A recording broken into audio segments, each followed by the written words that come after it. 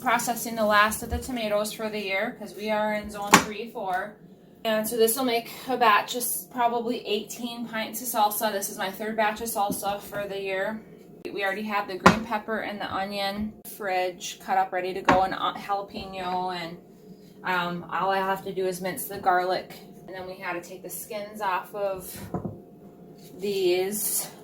We have a dozen varieties of tomatoes.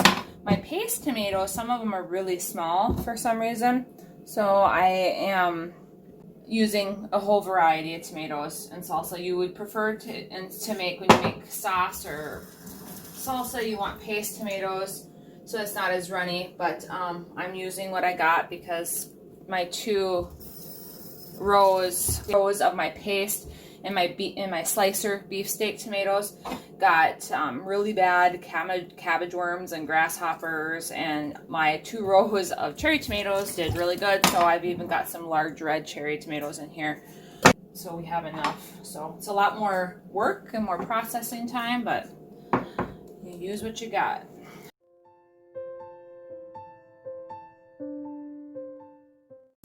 Got a bunch of tomatoes.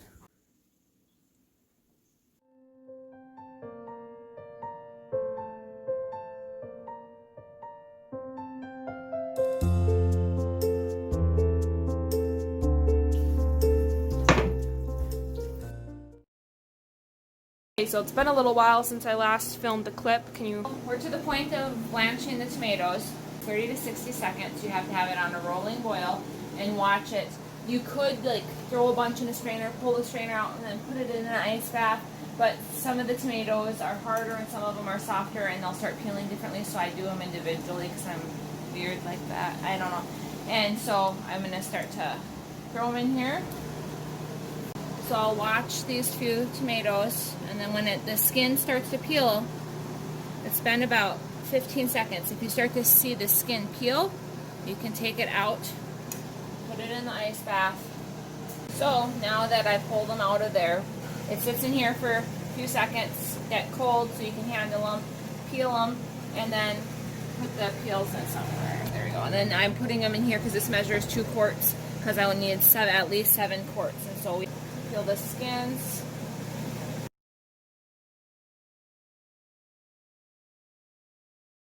Basically, since this is our third batch of tomato sauce for the year, we're using all what's left of the tomatoes. The Black Beauty tomatoes we'll save though for eating. Yeah, but all of these are, Mommy likes to cut the bottom. Before, as you saw me earlier prepping, you core them and then you slice an X or a line on them depending on how big the tomato is, so then it's easier to peel the skins off after you dunk them in the hot water. This year I've done 2 different salsa recipes, and I might do this third one a little different, not sure. But anyways, I'll show you the next step after we get this done. Okay, so we blanched and peeled 9. The recipe's for 7. I usually do 7 to 10, and I have 9 quarts peeled and blanched. These extra tomatoes I will move out of the way. These I'm going to make sauce with. So right now I'm finishing up squeezing lime in here. It's about 2 cups lemon or lime juice. This recipe calls for lime juice or lemon juice. Bottled, I do fresh. So if you don't use lemon or lime juice, you should throw a half a teaspoon of citric acid in each jar, because with canning tomatoes you need either lemon or citric acid. And I have cloves of garlic here. That'll be minced to throw in there. 4 cups of onion that's already chopped, or 5 cups of onion that's already chopped, and 4 cups of green peppers, along with a serrano pepper and half a cup of jalapeno peppers, and then the 9 quarts tomatoes.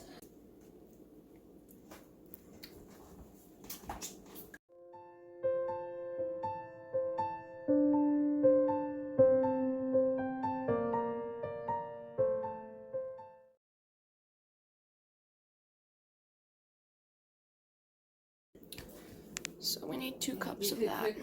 Update. So I'm about halfway done putting up the tomatoes that have been blanched into the pot. I have this up and then we'll boil it. We'll add all of this. 2 cups of lime.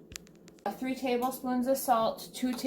Put a little less salt if you're gonna throw canning salt in. With this being a mixed, use canning salt if you're like canning straight just tomatoes like this, or vegetables, because otherwise the water will get cloudy. But I'm not, it's a mix of salsa, so it doesn't matter if it gets a little cloudy. So I use some regular salt, and then I'll throw a 1/4 teaspoon into the pints of canning salt. 2 tablespoons salt, 1 tablespoon pepper, 3 tablespoons oregano leaves, 2 tablespoons cumin, and then 2 tablespoons fresh cilantro, which I thought I had and I don't have anymore. And when it's all mixed together, you will bring it to a boil. Once it's brought to a boil, you will simmer it for 20 minutes, and then you can start canning it. And so the jars right now, if you want to look in the oven, are being sanitized. The jars are in there. There's 18. This should make 18 pints. If there's a little extra, I'll throw it in a different jar and eat right away. Show you when we start putting. Yeah, Show you when we start putting them in the cans. in the jars. In the jars. I'm finishing up mincing garlic here. Hit the recipes for 6 cloves of garlic. I always put in, depending on the size of the garlic, I always put an extra 1 or 2 in. Nope, she's putting all of the. Just the tomatoes are in there right now. And I got the lids ready to go to start. Then we're gonna put all of the ingredients in. Bring to a boil. Everything. Then simmer for 20 minutes. Add the oregano and cumin, and then simmer for another 10 minutes, and then you can add. So add in the garlic, the lime juice, green pepper, serrano pepper, jalapenos. Ian. No, we're not putting. You have to measure that out. Here. 1 cup.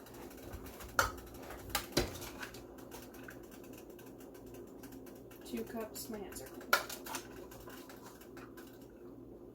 clean. Might as well just use it all. I thought I had extra in there. Well, I used some in still good. some scrambled eggs today, so. Isn't that beautiful? Smells so good. It does smell really good.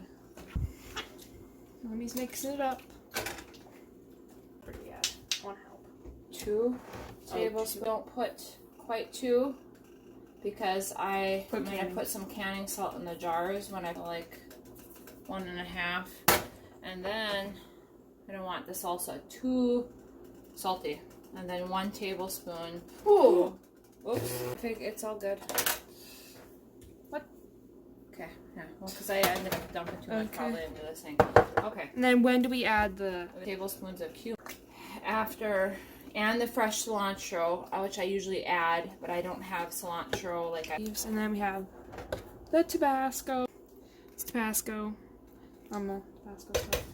I want to grab it. I use a tomato masher to, mash any larger chunks during the process. And then, since I have just 1 serrano pepper in there and a 1/2 cup jalapenos, we add a little Tabasco, because it was more of a sweet salsa. It wasn't that spicy last time, and I only put a few shakes of Tabasco, so I may make this one a little spicier and add extra Tabasco, because we had some strong south winds, and I had bought a ghost pepper plant to try, and it's out there, it just never fruited for some reason. So I thought I was going to make some really spicy stuff with ghost peppers, but. Okay, my camera girl went to bed, and she's got school in the morning, so I am going to show you the start of the canning process. Get my jars out. I have 3 extra Just set it in front here. So the jars are good and hot and sterile. Salsa right here.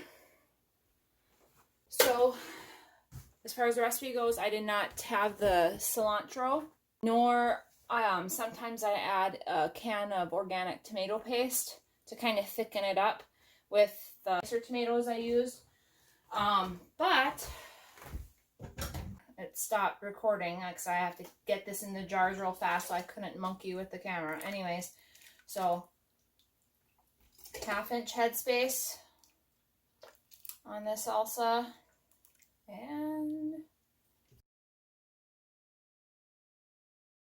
okay, I'm back.